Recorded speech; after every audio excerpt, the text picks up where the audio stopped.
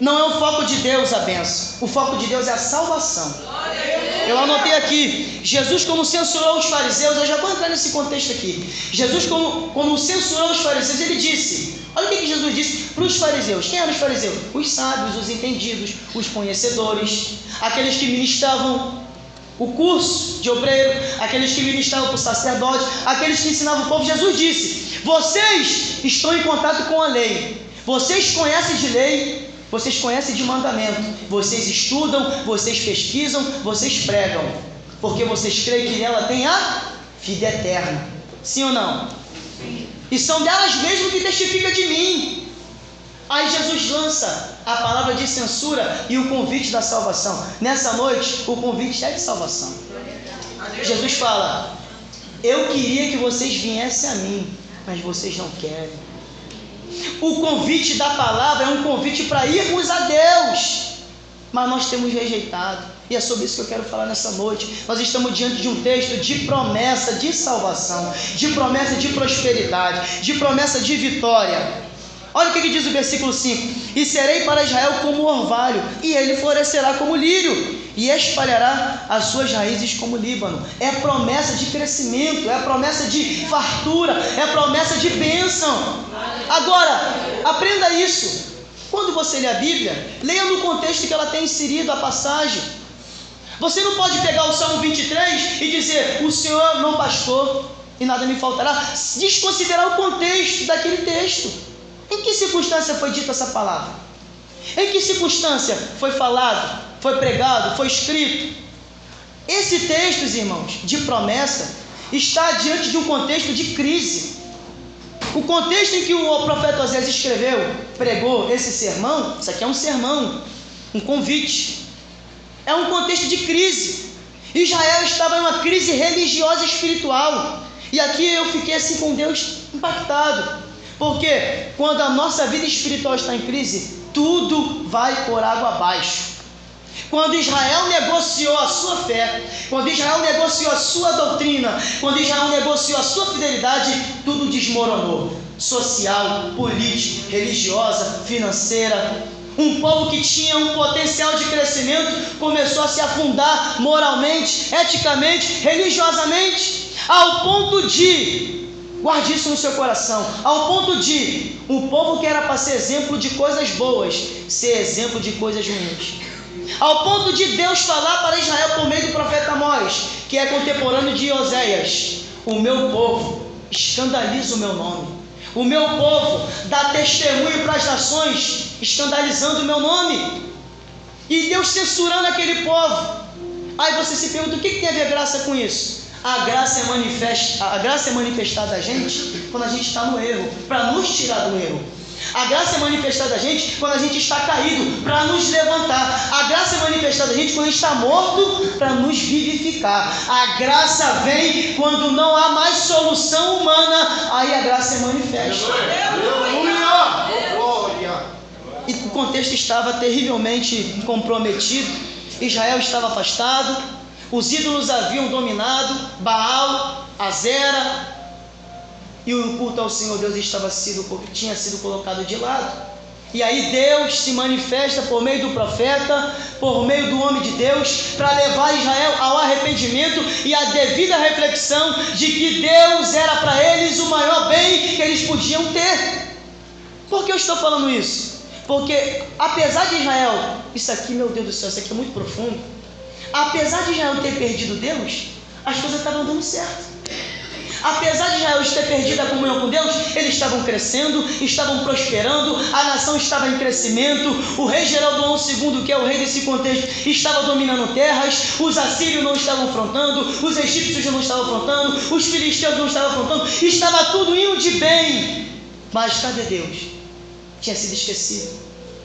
E aí eu quero entrar nesse texto dizendo o seguinte: a graça de Deus é manifestada antes do juízo.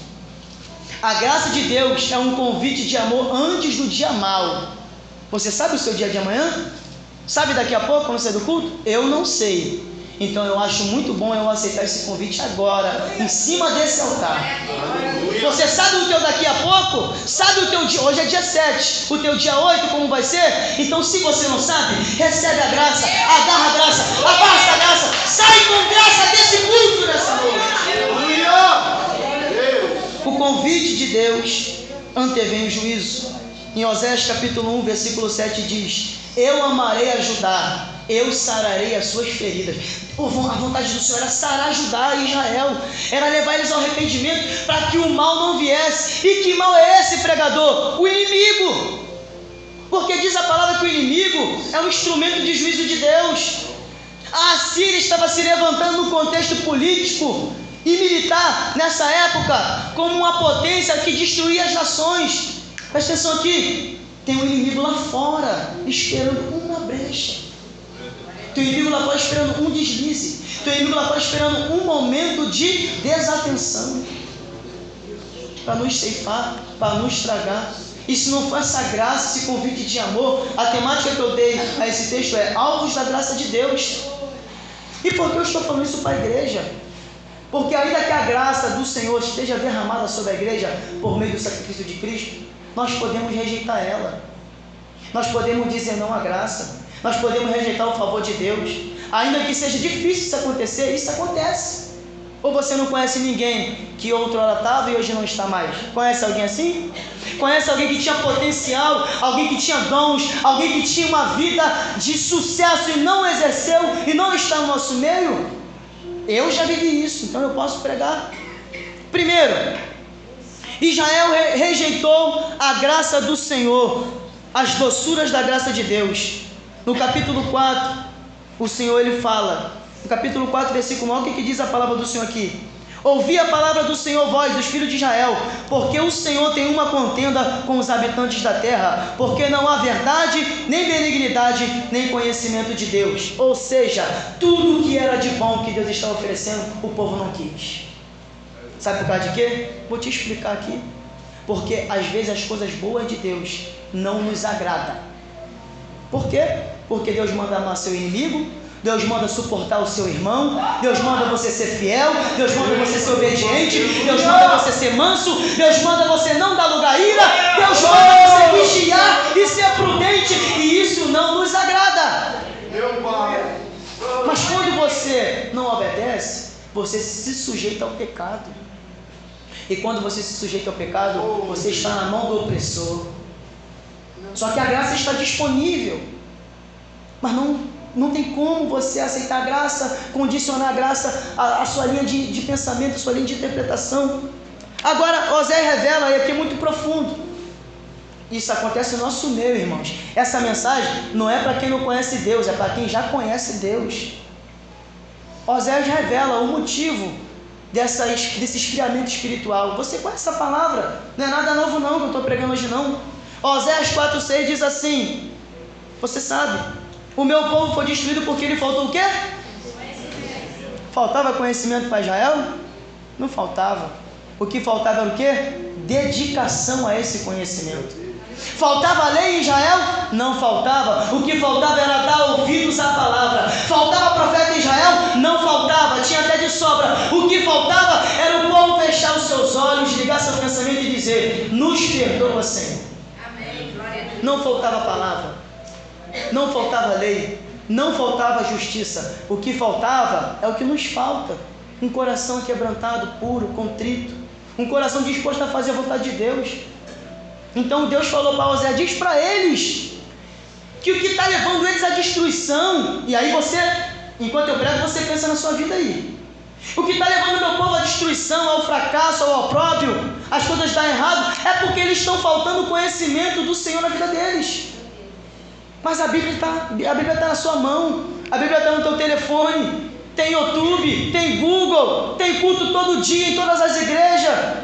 Por que está faltando conhecimento? Porque está faltando uma devida reflexão, uma devida vontade de buscar o Senhor, independente de estar sendo vitória ou de estar sendo derrota. O convite do Evangelho é um convite para a salvação. Ninguém está mais falando isso nas igrejas. O Evangelho é um convite de Deus para salvação. Jesus, quando se manifestou após sair do Rio Jordão e ser tentado no deserto, entrou em Cafarnaum dizendo: arrependei-vos e crede no Evangelho. Esse é o Evangelho: arrependimento e fé para a salvação. Qual foi a proposta? Eu tenho falado isso em quase todas as pregações, porque marcou minha vida. A proposta que Deus fez para o jovem rico foi uma proposta maravilhosa. Ele que não entendeu, porque quando ele chegou dizendo para Jesus o que é de fazer para herdar a salvação, a vida eterna, Jesus falou assim: vai, vende tudo que tu tem e divide com os pobres. Até aí tranquilo. Mas depois que tu fizer isso, me segue, e terás tanto quanto nessa vida quanto na vindoura. Ele pensou que tinha muita coisa, ele não tinha nada. Ele pensou que tinha muito, ele não tinha nada. Quando você pensar que está bom, não está nada bom, precisa ainda melhorar na tua vida. É por isso que você está aqui nesse culto hoje. E eu quero dizer aqui 3 formas aqui que a gente rejeita a graça, para não enfadar vocês. Primeiro, a maneira que nós rejeitamos a graça. Primeiro ponto: nós rejeitamos a graça quando nós relativamos a palavra. Quando você relativiza essa palavra, você se priva da graça. Quando você condiciona a palavra, quando você fala: esse versículo aqui não tem nada a ver, esse versículo aqui é do passado, isso aqui é Antigo Testamento, isso aqui é a lei de Moisés, você está condicionando a Bíblia.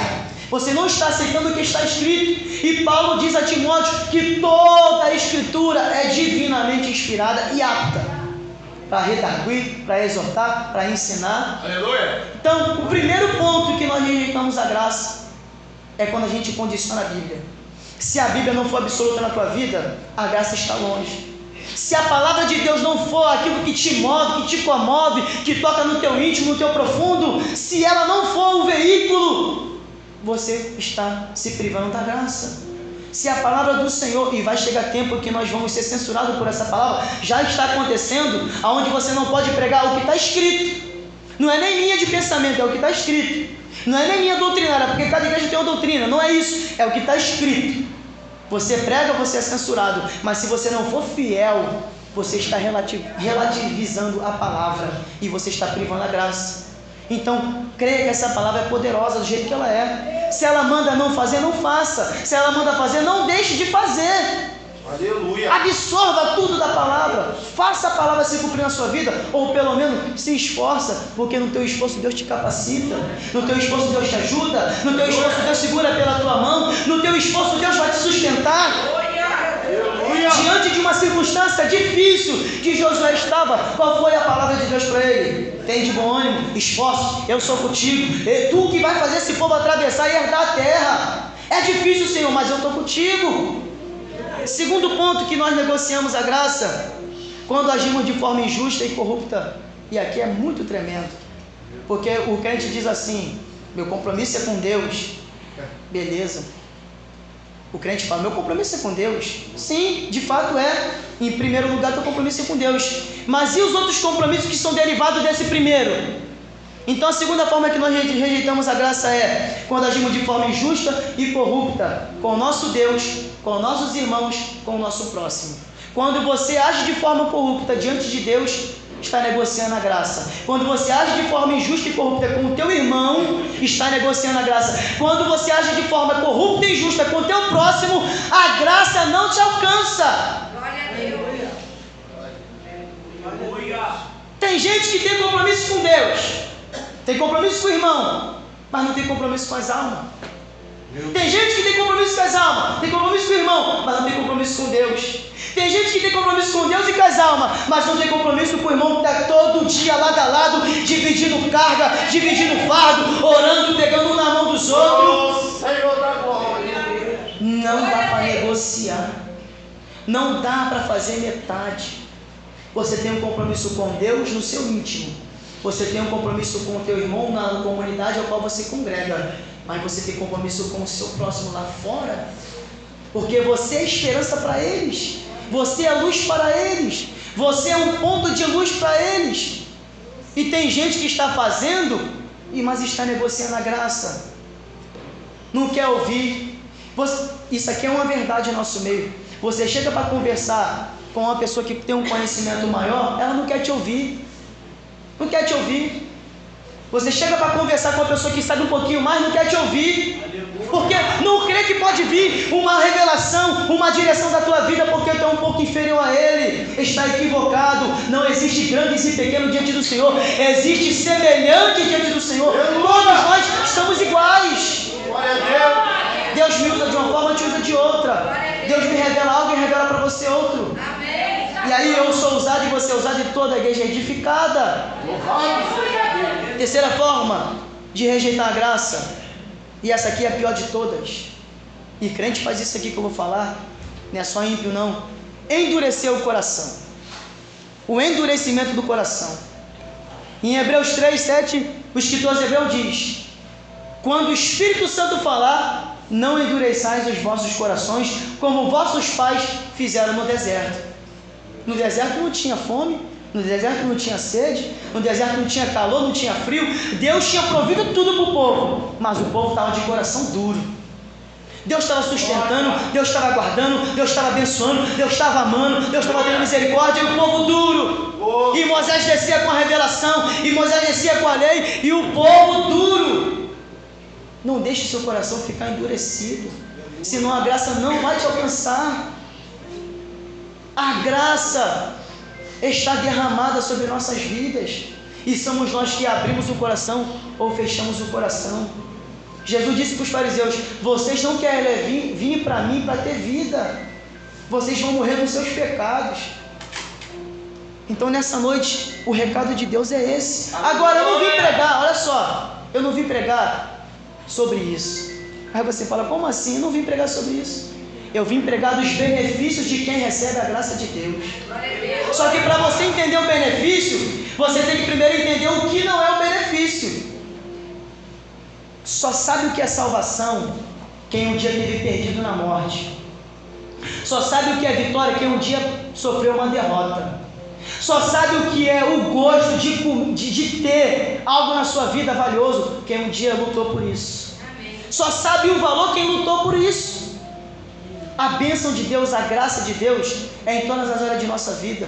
E eu quero já finalizar dizendo o seguinte: olha o que diz o versículo 5 e versículo 6. Eu serei para Israel como orvalho. Sabe o que significa isso, irmãos? Orvalho? Orvalho é o que cai todos os dias, o sereno que cai na terra para regar as plantas, para regar a terra, para que a terra venha continuar com vida. Aqui o Senhor se comprometeu, Ele mesmo vai ser o orvalho de Israel, Ele mesmo vai sustentar Israel, Ele mesmo vai dar vida, Ele mesmo vai livrar, Ele mesmo vai abençoar, Ele mesmo vai ser no meio do povo. Aleluia! O povo já não vai mais estar esperando alguém ou algo que está longe. Deus estaria com eles como o orvalho que cai toda madrugada. Eu serei o orvalho para Israel. Ou seja, Ele seria a fonte de vida e de provisão. Outra promessa: e florescerão como lírio, e espalharão suas raízes como o Líbano, e estender-se-ão as suas vergonhas, e a sua glória será a glória como da oliveira. Sabe o que significa a glória da oliveira? A oliveira, aonde cai a semente da oliveira, ela floresce. Árido, regado, no sol, na chuva, a oliveira floresce em qualquer lugar. Pode estudar. A oliveira tem a característica de florescer em qualquer lugar, desde que ela seja o quê? Regada. E Deus está falando aqui para Israel: vocês vão ter a glória da oliveira, que aonde cai e é plantada, ela cresce. Mas o crescimento está condicionado a quê? A Deus. Jesus é a oliveira verdadeira, e nós somos os seus ramos. Então a promessa de Deus é que Ele vai ser a fonte da provisão, Ele vai dar o crescimento, Ele vai dar tudo o que precisamos, desde que essa graça seja o quê? Aceita, desde que essa graça seja recebida de bom grado, desde que essa graça seja recebida por mim e por você, independente do contexto que nós estejamos vivendo. Agora, tem gente que acha que viver o Evangelho é só cumprir o mais extremo. Já viu alguém que faz as coisas extremas, ele não pratica, mas as coisas mais fáceis ele está deixando acontecer. Já outro tem dificuldade de fazer o extremo, mas tem facilidade de fazer as coisas fáceis. Irmãos, faça tudo o que a Bíblia mandar. Tudo que a Bíblia mandar. Vai ter coisa que você vai achar fácil, vai ter coisa que você vai achar difícil. Porque para mim, uma renúncia pode ser muito difícil, Para você pode ser fácil. Para você, renunciar a algo pode ser fácil. Para mim pode ser difícil. Mas o interessante é, o mesmo Deus que me ajuda na minha dificuldade, te ajuda na tua dificuldade. O mesmo Deus que sabe me fazer prevalecer perante uma circunstância, sabe te fazer prevalecer perante uma circunstância. E o método de Deus é a graça derramada em nossos corações. Não rejeite o dom de Deus. Venha para a igreja buscando a sua vitória, mas lembrando que, em primeiro lugar, é a salvação. Tem gente dentro da igreja que não está preocupado com salvação. Isso aqui é terrível. A pessoa está preocupada com o amanhã, a pessoa está preocupada com a bênção, com a vitória, mas a salvação dela não incomoda mais ela. Eu quero dizer um testemunho pessoal meu. Desde que virou o ano de 2022 para 2023, desde o primeiro dia de janeiro, a salvação tem sido um negócio que não tem saído da minha cabeça. Eu durmo e acordo pensando na minha salvação. Eu estou pensando na minha salvação toda hora do meu dia. Isso é medo de perdê-la? Não, é porque eu fui despertado para algo maior. Eu fui despertado para algo mais valioso. O céu, a eternidade. Nós não sabemos o amanhã. Você não sabe amanhã. Lute pelo hoje e faça mais do que lutar pelo hoje. Lute pela sua e lute pela salvação da sua família, do seu próximo. Não retém, abra sua boca. De qualquer maneira, é claro que não. Mas Deus vai te capacitar para isso, porque ninguém abre a boca diante de Deus sem que antes tenha ter sido capacitado. Antes de Deus levantar Jeremias, o que ele fez com Jeremias? Jeremias, vem aqui, eu vou te levar, mas eu sou uma criança. Não diga que sou uma criança. Quem criou a boca, Jeremias? O Senhor. Então eu vou colocar a palavra na tua boca. Antes de você ir, Deus já está te capacitando. Meu Deus, não rejeite esse dom. Vai encerrar. Olha o que diz aqui. Nós nos orgulhamos de ser crente. Glória a Deus por isso. Seu orgulho deve ser realmente você ser crente. Mas na mesma proporção que você se orgulha de ser crente, também se orgulhe da responsabilidade de ser crente. Olha o que diz Amós, capítulo 3, versículo 1, que é um texto paralelo a essa passagem. Olha o que diz a palavra. Ouvi esta palavra que o Senhor fala contra vós, filho de Israel, contra toda a geração que ele fez subir da terra do Egito. De todas as famílias da terra, somente a vocês vos conheci. Portanto, todas as vossas injustiças visitarei sobre vós. Sabe o que significa isso? Tu é escolhido, tu é servo, tu é filho, tu vai ser cobrado. Tu é escolhido, tu é servo, tu é filho. No nosso jargão, tu é vaso, tu é profeta, tu é homem e mulher de Deus. Deus vai cobrar tudo isso que Ele pegou na tua mão. Tu tem o dom do louvor, tu tem o dom da palavra, tu tem o dom de exortar, tu tem o dom de aconselhar, tu tem o dom de emprestar o teu ombro para o teu irmão chorar. Não se preocupe, Deus vai te cobrar tudo isso. Aí Deus me deu o talento, eu estou guardando. Deus me deu a visão, eu estou guardando. Deus me deu o dom, eu estou guardando. E almas estão perecendo. Deus vai me cobrar tudo isso. Então, encerrando aqui já, além de Deus dar a graça da salvação, Deus dá a graça de você ser um instrumento de salvação. É bem verdade que tem pessoas que não vão ter essas duas graças. Encerrando aqui, presta atenção. Tem pessoas no nosso meio que só vão ter só a graça da salvação. Por quê? Vão aceitar a fé, vão se render a Jesus e Deus vai levar. Mas nós que estamos vivos aqui, agora ouvindo a palavra, Deus está dando duas graças para a gente nessa noite. A graça de ser salvo e a graça de ser boca de Deus para a salvação dos perdidos. A graça de ser salvo e a graça de ser um instrumento de justiça. A graça de ser salvo e a graça de ser um braço estendido na pessoa de Deus para levantar alguém, resgatar alguém. Louvado seja Deus. O apóstolo Paulo disse aos Coríntios: eu me gastarei e me deixarei gastar pelas vossas almas. O apóstolo Paulo estava cansado. Que trabalho foi doutrinar a igreja de Corinto? Que trabalho foi ensinar o evangelho aos Coríntios? Cansou o apóstolo, mas ele falou: não tem problema não. Eu estou cansado, mas eu vou me gastar por vocês. Eu estou cansado, mas eu vou me dedicar por vocês. Eu vou dar minha vida por vocês. Aos Efésios, ele disse mais: eu me coloco de joelho perante vós, por vós diante de Deus. Eu me coloco de joelho por causa de vós diante de Deus. Ou seja, a igreja de Éfeso estava crescendo, a igreja de Éfeso estava sendo abençoada, a igreja de Éfeso estava sendo vitoriosa, mas tinha alguém lá atrás de joelho intercedendo, pedindo graça, pedindo vitória para a igreja. Assuma a sua responsabilidade nessa noite, receba a graça de Deus e dê lugar para Deus te usar. Amém? Se coloque de pé.